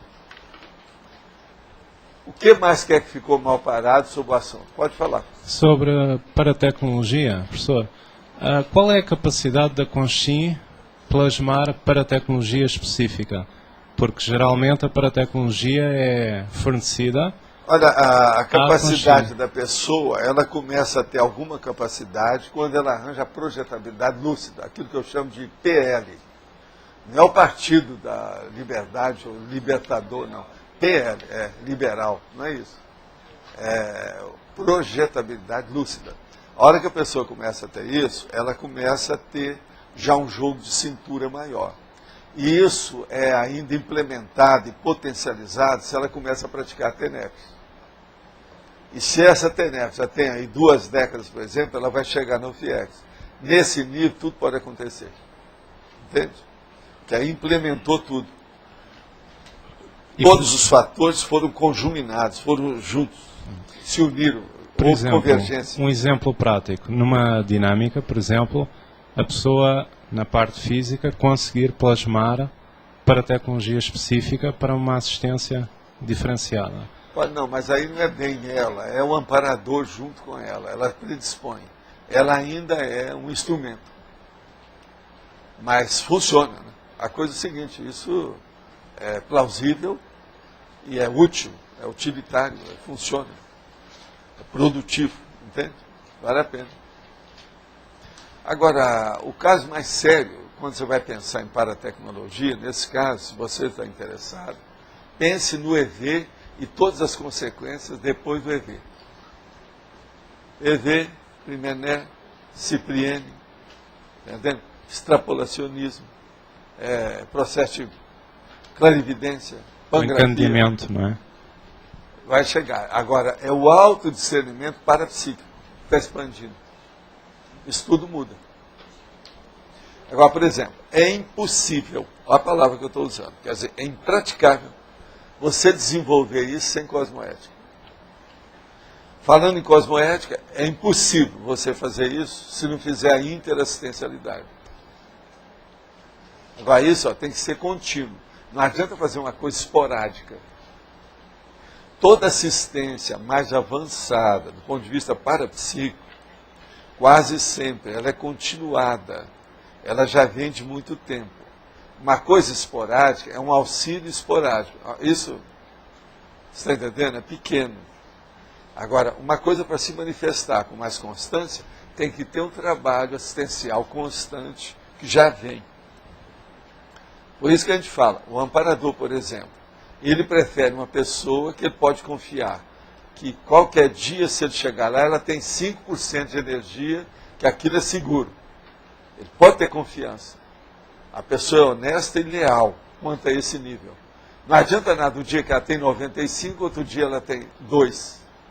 Entendeu? Se a linha quebrada dela é desse jeito, isso não resolve. Ela tem que ter... É muito mais confiável. Então, o problema daquela pessoa que ela é... Você nunca sabe o que vai acontecer. Tem vários nomes para essa pessoa. Tem gente que acha que isso é o máximo, que a personalidade é o máximo. Ela é imprevisível. Isso é besteira. O ideal é você ter uma pessoa cada vez mais previsível para o melhor. E não uma pessoa imprevisível. Agora, quando a imprevisibilidade da pessoa ela está ocorrendo por causa do desconhecimento seu, isso é outra coisa. Uma pessoa, por exemplo, que ignora as coisas, ou que seja apedeuta, ou qualquer coisa nesse sentido, tudo em torno dela é imprevisível. Entende? Não tem nada que ela pode fazer uma previsão. Está claro? Isso então, essa continuidade do trabalho interassistencial é que é, então, a chave da... E outra coisa, é junto dos assistidos que você mantém a amizade com os amparadores extrafísicos. É com eles. O ponto de contato é o assistido. E para manutenção é a mesma coisa. Na manutenção precisa ser no plural, os assistidos. Mas é a vida. Tem lógica isso aí para você? Tem. Obrigado.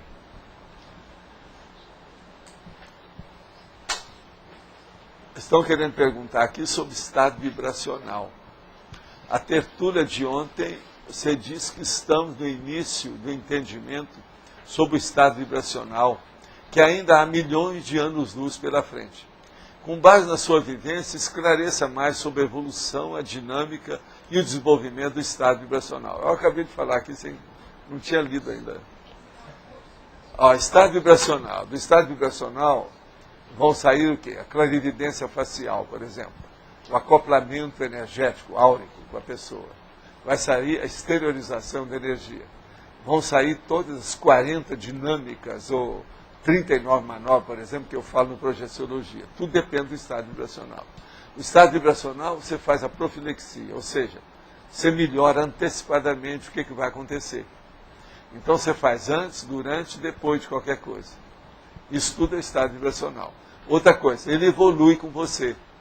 Vai chegar um ponto que você vai ter plena confiança no estado vibracional para se adaptar ao seu amparador.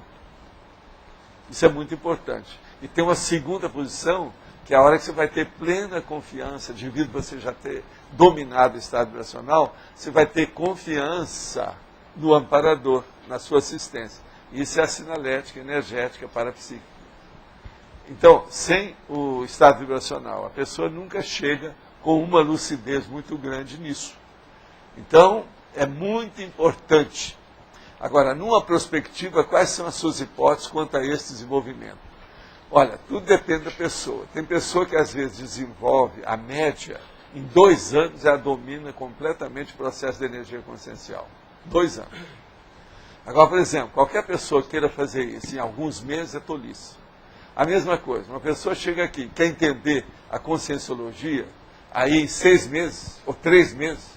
Tem pessoa que chega aqui e quer discutir com a gente, com tudo, sendo que ela conhece a conscienciologia só 3 meses. Não dá, é impossível. Há muito detalhe, a nossa consciência, elas são complexas. Nós estamos trabalhando com uma consciência poliédrica, ela tem muitas facetas. Então isso tudo tem que ser levado em consideração. Como é que faz? Agora, para essa pessoa, então, eu só digo o seguinte: trabalhe o seu EV 20 vezes por dia, que essa é que é a técnica. Até você chegar num ponto razoável, que você se sinta satisfeito com aquilo que você faz. E outra coisa, trabalhe com isso aí 20 vezes por dia. Dentro de um mês você pergunta: eu estou muito assediado do jeito que eu era, ou eu já melhorei? Algum percentual já melhorou? Como é que está? Quais foram os efeitos e as consequências imediatas desse estado vibracional? Por exemplo, aqueles problemas que aconteciam comigo nesse setor, assim, ou com aquelas pessoas nisso, naquele trabalho que eu fazia, naquele ambiente, naquela atmosfera, ou holopensene, isso melhorou? Com 20 por dia, no mês a pessoa vai poder responder para si mesma isso tudo. E outra coisa, eu não vou influir, o amparador não vai influir, o assediador não vai influir. É a pessoa consigo mesma. Não acredite em nada nem em ninguém. Faça a sua experiência por si mesmo. Pessoalmente. Enfrente-se. Enfim, há uma autoconfrontação. Bata de frente consigo mesmo, para ver como é que dá. Agora, para essa pessoa, geralmente, eu não dou uma lupa só. Eu dou um espelho. Para ela se mirar no espelho e ver a cara, como é que está. Então ela vai examinar a si mesma. E outra coisa, não estou ensinando a ela a ser adoradora de si própria, não é isso. Eu não estou falando que ela seja isso. Você sabe como é que é o nome da pessoa que é assim? Tem que ser alguma coisa melhor do que isso, tá certo? Agora aqui, ó, parece que tem uma outra pergunta. Deixa eu ver o que é. Todos eles, sabe, estão cumprimentando todo mundo aqui, os paratertulianos também que não estão aqui, tá certo? Não sei se estão no verbete impresso 2 informações sobre a interação análise-síntese, porque eu só tive acesso pela internet. A tertúlia de quarta-feira, 27 de fevereiro, onde tal verbete foi debatido. As dicas são as seguintes: o tema é detalhado no livro Homo Sapiens Pacíficos. Existe um método para estudo do conscienciograma que se baseia nessa interação. O nome é Método Interações Análise-Síntese, descrito na internet. Isso tudo nós sabemos e tem mais coisa do que isso. Nosso amigo também sabe que ele já fez esse curso, eu sei quem é. Tudo isso tem. Outra coisa, nós não passamos toda a bibliografia desses temas para os verbetes. Se eu for colocar a bibliografia, sai muita coisa minha, eu não quero pôr. Nós estamos trabalhando uma bibliografia maior, que mais tarde eu vou colocar em todos esses verbetes. Ó, esse aqui, ó, pode colocar aqui várias páginas de bibliografia. Tudo nós temos.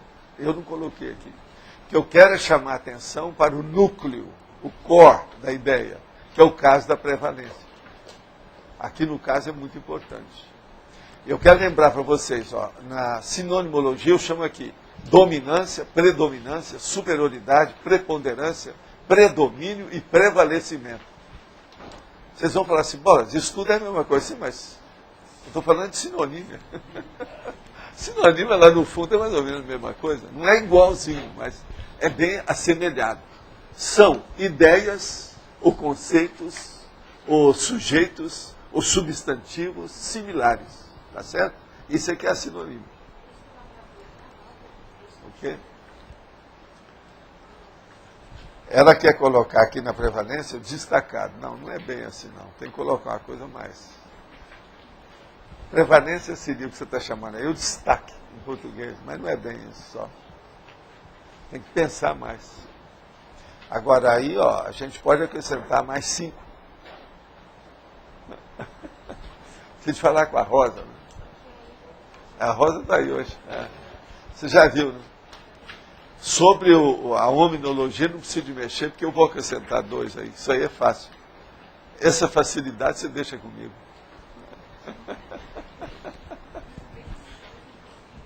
Agora, gente, eu estou aqui também hoje com os dados que foram colhidos na internet sobre a enciclopédia Simpósio, que é uma versão em português do original em Esperanto, viu, gente?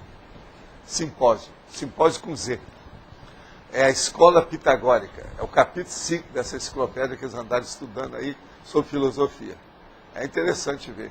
Agora, isso aqui foi pego a ideia para a gente ver um dos nossos discípulos lá, que é o Alquimeion, que eu queria saber uma coisa que a nossa amiga lá, a Adriana, pegou. Agora, Adriana, você viu se ele mandou matar a mãe? Não. Tinha uma conversa dessa, isso aí que eu estava querendo ver. Se ele matou a mãe ou mandou matar a mãe por causa da vaidade dele. A gente não sabe, que esse cara dirigiu muita gente. E ele influiu muito. Ele era médico também, você sabe, né? Ele influi na medicina até hoje, uma opção de ideia dele até hoje. Foi ele que colocou o negócio do cérebro contra os processos de Arquimedes, que Arquimedes chamava que era o coração que dirigia. Ele falou, não, é o cérebro. Ele foi um dos que detonaram essa história. Agora, o que eu queria saber é esse caso da mãe. Eu ainda não li tudo, não, estou lendo. Eu não li tudo, porque são muitas páginas aqui, né? Ainda quero ver com calma. Agora, hein? O nome dele, desse nosso amigo? Alquimeion. Não é alquimia, não. Hein? Olha lá. Hein? É A-L-C-M-E-O-N. Agora, esse meion, ou mon, tem um acento agudo, geralmente se expõe. Tem, com que ele escreve. É. Mas o nome certo é esse aqui, Alquimeion. Esse aqui é o... Agora, o homem era uma fera. E ele era da turma, um dos discípulos mais sérios do Pitágoras. E ele colocou mais coisa, né? E expôs aquilo que o Pitágoras não expôs. Esse homem foi um sério dessa história. Muita escola, muita coisa. Tem muita coisa sobre ele aqui.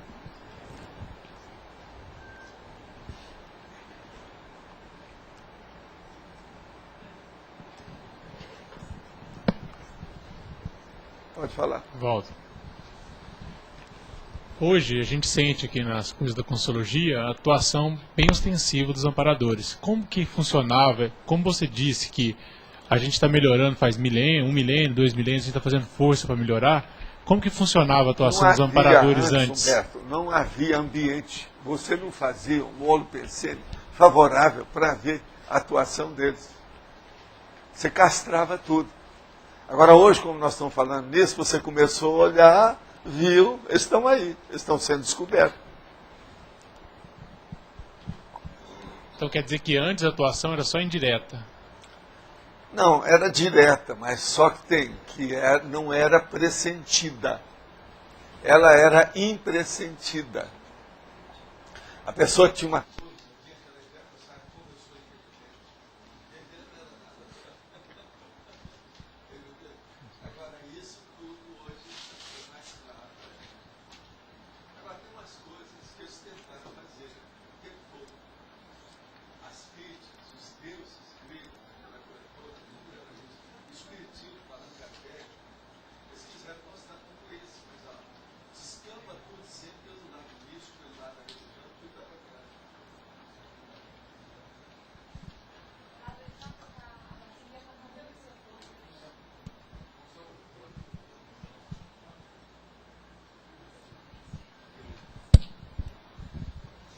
Au. Adeus. Padre, eu queria fazer uma pergunta. No começo da tertúlia, você falou para a Kátia que você estava esperando a Mega escondê-la, né? No caso da Kátia, por exemplo, ela escreveu um livro. Quantos livros você considera que a pessoa precisa escrever para ela começar a escrever a sua Mega GESCOM? Um só. A Mega GESCOM. Uma pessoa boa, se ela tem as coisas tudo encaminhadas, ela não precisa escrever livro nenhum. Pode ser o primeiro dela, já é o maior. É que eu achei isso. Agora, eu estou falando uma Mega GESCOM de alto nível. Não adianta ser, por exemplo, só de literatura, igual a Raquel de Queiroz, que era uma menina, e escrever um livro que ficou maior dela depois com o tempo. E ela escrevia muito bem. Dentro daquela área, foi o máximo. Ela é fora de série, Raquel de Queiroz. Mas veja, é literatura. Literatura, como diz lá em Goiás, é literatícia, não passa de forma. Isso não resolve muito. Se uma pessoa quer fazer esclarecimento, o melhor é ela falar tudo tecnicamente, diretamente daquilo que precisa. Agora, vai fazer floreado, isso é circumpensênio. É aquela pessoa que vai a Buenos Aires via Paris. Quer dizer, para que dar esse rodeio todo? Ivaldo. Por que não fala já diretamente? Então, veja, quanto mais linearidade, pensamento, pensanização, melhor. A literatura é o jeito de você tirar o corpo fora da linearidade, da pensanização. Então, fala e não fala. Está entendendo? Então, isso não adianta. Nós temos que falar tudo é cara a cara, coisa bem clara. Então, não devemos perder tempo muito com romance, com processo de contos, noveletas e outras coisas nesse sentido. Pegue mais livros técnicos, isso é muito melhor do que literatura. Você vai aprender mais, você vai guardar as coisas. Agora, pega esses livros, já anota tudo que você não sabia no seu laptop. Com isso, você está criando a sua biblioteca de pensamento, de pensanização específica dentro do computador. Isso ajuda demais. Ivaldo, a gente no curso intermissivo já de alguma forma já decide, ou já tem afinidade, ou já estuda o assunto do que será a Mega GESCOM da PROEX da pessoa ou não? Às vezes, depende do gabarito da pessoa. É o negócio da meritocracia. Vocês lembram lá no meu livro, Projeções da Consciência, que eu falo um negócio do Tancredo, que estava ajeitando a vida dele. Ele estava estudando o processo da informática antes de vir para cá. Tá certo? Esse cara deve ser desses rapazes que estão por aí. Agora, tomara que não seja um hacker. Porque o hacker ele estudou, mas você já pensou, você chegou aqui, desviou, virou um hacker? Mas ele acho que não foi, não. O negócio dele foi muito bem calculado. E ele tem uns trabalhos para ser feito, além do processo da informática. Né? Valdo, não sei se eu entendi bem. Você falou que é possível a pessoa escrever um livro e já partir para a Mega GESCOM? Não, ele já escreve um livro que já é a Mega GESCOM. Um livro que já é a Mega livro GESCOM. só. Às vezes ele passou 50 anos fazendo aquele livro. Entende? Outra coisa, tem pessoa que escreve, principalmente, por exemplo, dentro da área da literatura, tem muito disso. Ele vem e fez só aquele primeiro livro, foi superior a todos os outros. E tem aquele autor que só fez um livro. Autor de um livro só, que eles chamam. Sim. Tudo isso existe. Uma outra coisa, um segundo livro, às vezes, tem acima do segundo livro, você sabe, né? E a pessoa tem problema, porque ela quer fazer um livro superior àquele primeiro. Isso tudo entra. Então, é difícil você generalizar.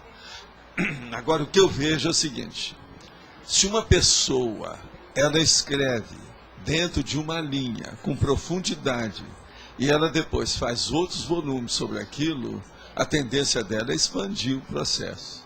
Se ela não for igual muita gente aí da literatura, que só quer saber de dinheiro. Se não começa igual alguns amigos nossos aí, que começa a fazer livro. O livro deu certo, vamos vender. Sim. Processo de venda. E chama Instant Book.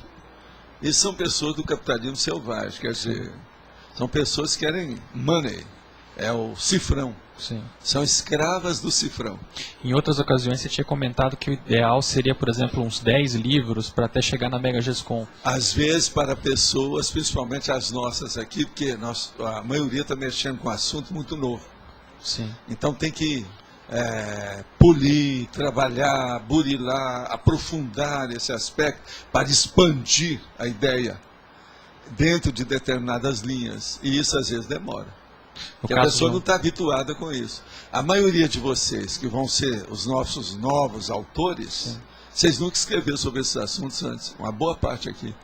Alguns já foram escritores, escritoras, tudo isso. Sim. Mas não assim nesse nível que nós estamos falando aqui. Com essa libertação, essas ideias libertárias, abertas desse jeito, que não é fácil, né? Isso, então, às vezes exige mais tempo, né? Não acha?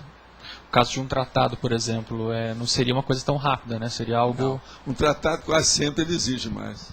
Eu, para fazer o Projeciologia, com todos os recursos, olha aqui, tudo quanto é registro, coisa que eu já tinha, eu demorei 19 anos selecionando material. O meu texto tinha 2.644 páginas, mais ou menos isso, datilografadas. Presta atenção. Que o livro, depois, a gente cortou ele para metade e ele saiu com 928 no total dele, total. Quer dizer, porque o livro também eu fiz com letra menor, mas dá mais ou menos a metade. Se a gente fosse olhar lá o meu, com 2.600, ele teria umas 1.300 páginas quase. Valdo, no nosso caso, você acha que, na nossa realidade, você acha que a média vai ser mais ou menos de quanto, assim? Uns 10 livros? Ou até o primeiro livro já pode ser uma Mega-GESCOM, menos que isso? Menos. Uma pessoa, por exemplo, aqui, se ela chegar do jeito que nós estamos, no terceiro livro ela vai ter muita coisa séria. Né? Terceiro livro. Eu acho, pelo nível que está aí. Agora você sabe, é muita gente que promete fazer livro e não faz nada, né? Sim. Eu tenho 2 casos na minha vida de amigos meus que prometeram fazer livro. Um falou que ia fazer, não apareceu nada. O outro prometeu que ia fazer 21 a 22 livros. Ele fez 2. Acabou. Agora, tem um outro aí que falou que ia escrever 20 livros. Ele já escreveu até agora, acho que 12. Ele está indo, mas é que os livros você espreme, não tem muita coisa. Entendeu? Há muita assim, repetição. É igual o livro do Krishnamurti, é o livro do Chico Xavier. Tem muita coisa repetida. Você leu de um, você viu a cara de um, você viu a cara de todos. Um monte deles. Isso aí não é bom. Vocês acham que os meus livros são tudo parecidos uns com os outros? Olha bem, os livros da Conscienciologia são muito iguais uns dos outros? Não, não. Não. Forma é outra coisa, estou falando em essência, o que interessa é o conteúdo. Então veja, isso é que é a coisa séria. Na forma não adianta uma ter evolução. 412 livros igual o Chico Xavier. Você pega ali uns 10, 15 livros deles, você viu todos. E até na forma houve uma evolução, para falar de forma aí, mas não, ele evoluiu. Está vendo é agora que está vendo aqui, que essa aqui é a pior delas, a mais difícil também, para fazer, e também a que vai aprofundar mais os assuntos. Sim. Eu quero dizer para vocês que essa noite eu passei trabalhando no texto inteiro. São 2.974 páginas que eu estava trabalhando. Agora, eu já tenho 63 sessões já no papo. Então, por aí a coisa muda. Por exemplo, esse verbete aqui, ó, ele está com 26 sessões. Eu tenho uma leve impressão que esse aqui eu escrevi na época que eu dei aqui para vocês, que eram 28 sessões. Agora, hoje é 63. Como é que sai dessa? Não, era 38 sessões, na ocasião que eu trouxe aí. Não era isso? Mais ou menos isso? Sim. Agora estou com 63. Agora, Valdo, vai ter também, em breve, não sei quando vai ter aí, mas a IC de escritores, né? De autores. Sim. O que você acha que pode mexer com essa questão da Mega-GESCOM? Essa IC, o que eles podem isso aí fazer? Vai ajudar. Mas o que vai ajudar mais são as reuniões aí da turma e também a publicação que vão fazer sobre isso. Entende? O journal, aí no caso aí o house organ ou qualquer coisa nesse sentido, isso vai ajudar muito a turma. Por quê? Vai congregar os pensamentos, porque todo mundo está escrevendo, visando mais ou menos o mesmo objetivo. As áreas são diferentes. Os estilos são diferentes, a estilística, entende? Isso tudo vai ponderar, isso pesa na balança. Mas eu acho que isso vai ajudar todo mundo demais. Outra coisa, tem muita gente entusiasmada com isso, inclusive de fora. Outra coisa, já tem gente de fora que já entrou em contato. Já começaram a falar com outros autores aqui, gente que é mini-dissidente, que está longe. É capaz de haver até umas retomadas de tarefa com isso. Porque essa reunião é muito importante, eu acho, a reunião de todos, para fazer uma instituição. Acho seríssimos. Foi por isso que eu deixei passar uma boa temporada, para quando falar, a hora que tivesse maduro. O ambiente hoje está maduro para isso. Agora, vocês, nós temos 33 já. Tem mais uns 5, 6, 10 livros, sei quantos aí, no prelo, né, como a gente falava, sim, na bica. para sair, para vir a público. Daqui a pouco nós temos aí 60, 70, 80 pessoas aqui dentro. Isso aí não é fácil. Levanta a mão quem é que está escrevendo livro. Quer ver? Vamos só ver aqui. Conta para mim, quem é que vai contar aí? Ô Rafael, conta aí para mim quantos são. Faz favor.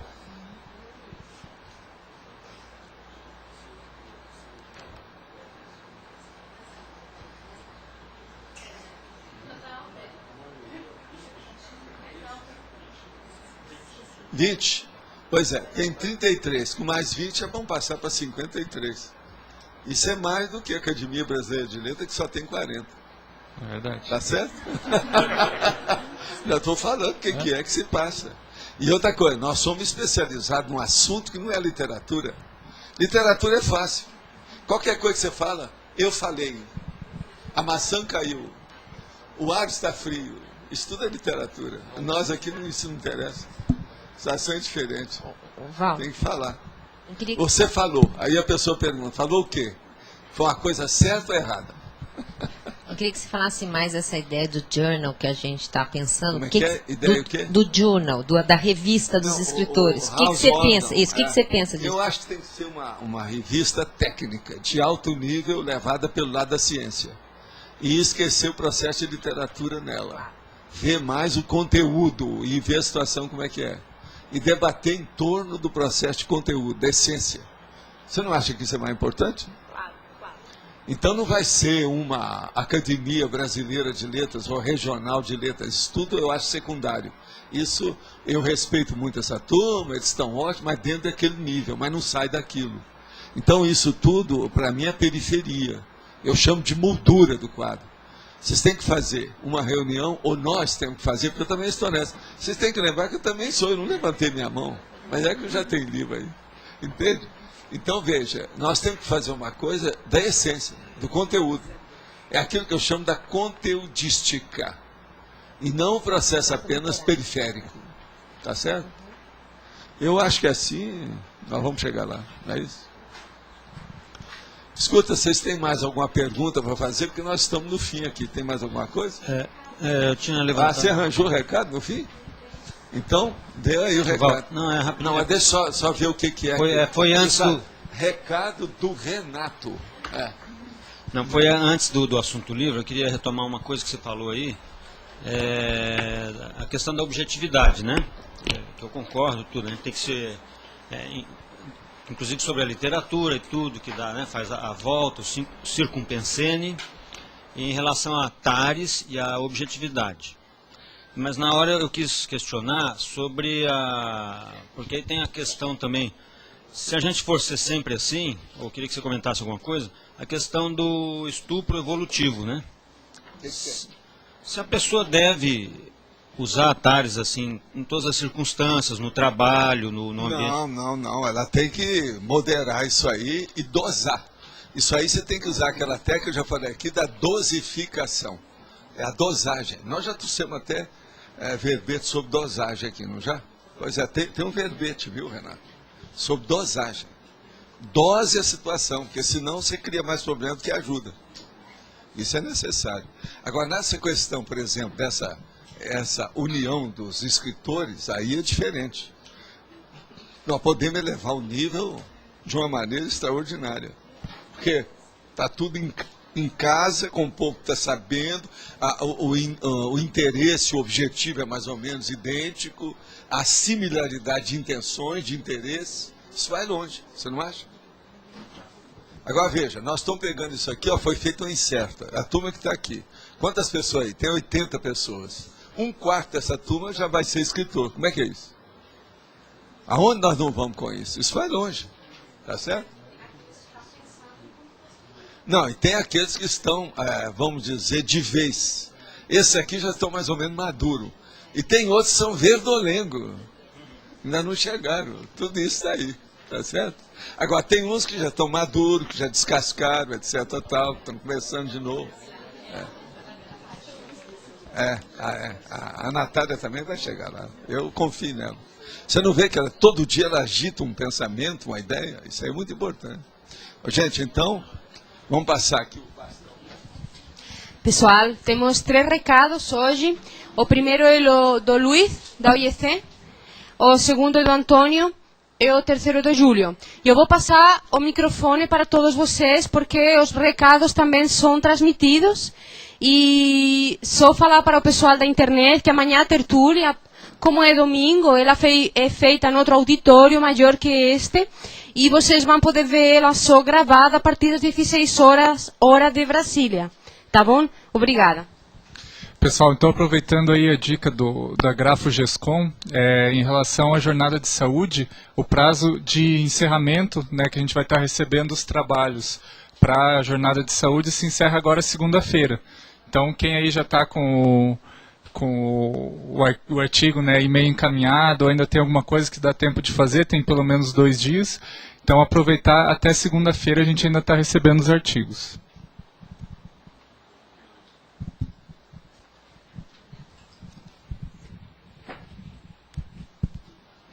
Pessoal, meu aviso é em nome do Conselho Científico da Unicim e desenvolver um projeto no sentido de disponibilizar na internet todos os artigos publicados em Conscienciologia. A primeira etapa é com os artigos da revista Consciência. A gente já tem o sistema, que é o CE, Sistema Eletrônico de Editoração de Revistas. Esse sistema foi desenvolvido pelo IBICT aqui no Brasil, e a maioria dos periódicos científicos estão utilizando esse sistema para disponibilizar suas edições na internet sem custo, então vai dar uma visibilidade muito maior para os artigos.